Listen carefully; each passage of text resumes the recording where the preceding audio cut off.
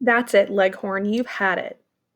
The first thing I thought of was throwing a net over him, but then I worried he might get tangled and hurt himself, and I'd have to face my mother over that. After some more thinking, I came up with the perfect plan. I took a piece of plywood paneling up onto the roof of the henhouse and dropped it in front of Leghorn's entrance. I would leave it there until I was finished checking for chicks, then climb back up and remove it. The plywood trick made Leghorn crazy. While I inspected the eggs, he ran about the chicken yard, flapping his wings and bouncing off the ground, neck stretched out and cawing one long crow, like a chicken howling. When I was finished, I climbed onto the roof again, pulled away from the plywood, and watched Leghorn throw a temper tantrum below. Leghorn eventually became disillusioned with his role as a rooster. He had never successfully stabbed anyone through the fence, and boarding his entrance robbed him of a chance to go one on one with me. He began to crow all day long like an insane person who yells at inappropriate moments. I invited my friends over to hear. The more he went off, the more we laughed. The more we laughed, the crazier he got. He rubbed his head in the dirt until he was mostly bald, with a few black feather stems sticking up. I began to think of him as my prisoner of war, who I was slowly breaking.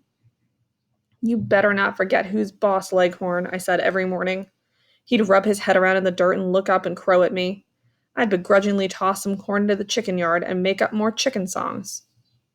There is an aspect of chicken raising that the farmer she bought them from had forgotten to mention to my mother. If you don't clip their wings on a regular basis, they're able to fly. Only in my nightmares could chickens really fly. Yet one Saturday morning, I walked out of the house and saw one of the hens sitting on top of the azalea bush. The first thing I did was squint my eyes in confusion and stare at it. How do you get. Then I froze, like someone who has realized he's in a minefield. I started to slowly turn and look around. There he was, perched on the bottom limb of the camellia bush near our tool shed. He was staring sideways at me. What head feathers he had cowlicked into a mohawk, scales shining on his legs, leaves and pine straw hanging from his wings. The camellia bush was situated close enough to the house so that Leghorn would be able to cover the distance to my front door before I could. There was only one option.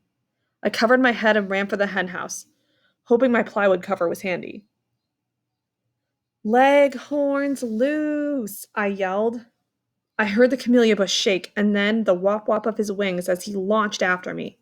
I expected him to land on my head at any moment. I swiped the latch on the door and fell inside, kicking it shut behind me. I immediately looked back at the entrance. It was wide open, and the hens were squawking and bouncing out of it. I leaped up and reached outside for the cover, searing with adrenaline. I pulled it across the opening and sat in the loose hay that covered the floor, listening for Leghorn.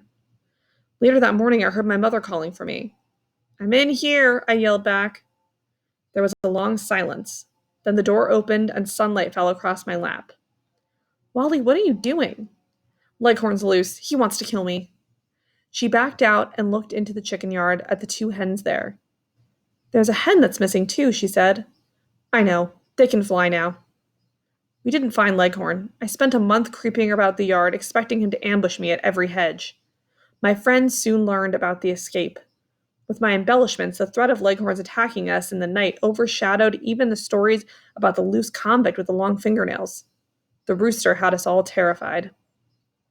After a few more weeks, the threat of Leghorn eventually faded, and I began to think of him as an entirely different way. When I learned about Captain John Paul Jones in school, I thought of Leghorn yelling, "We have not yet begun to fight." When I read about Jeremiah Denton, a prisoner of war in Vietnam, I imagined Leghorn gripping the bamboo bars and staring at me with a look of defiance. When the President of the United States made a speech on television, it was a slicked-up Leghorn standing there. When I went to Disney World and rode the Pirates of the Caribbean, every pirate was just another swashbuckling Leghorn. Somehow he had come to embody the spirit and independence and perseverance of everyone I admired. I don't miss our old rooster, but I guess he should be proud of himself. Leghorn.